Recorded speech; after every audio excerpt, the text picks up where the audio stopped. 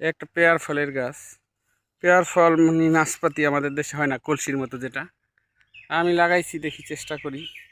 পরে সেই পাহাড়ি এলাকার গাছ তো, আমি পাহাড়ি পরিবেশ তৈরি করছি, পাথর দিছি, সিলেট সেন্ট বালু দিছি, হ্যাঁ, ইটের খোয়া, ভার্মি কম্পোস্ট সব দিয়ে ওরে যত্ন করতেছি। এই যে 2 বালতি প্রায় 20 কেজি ভার্মি কম্পোস্ট দিছি, পাতা পচা, গোবর পচা, জীবামৃত।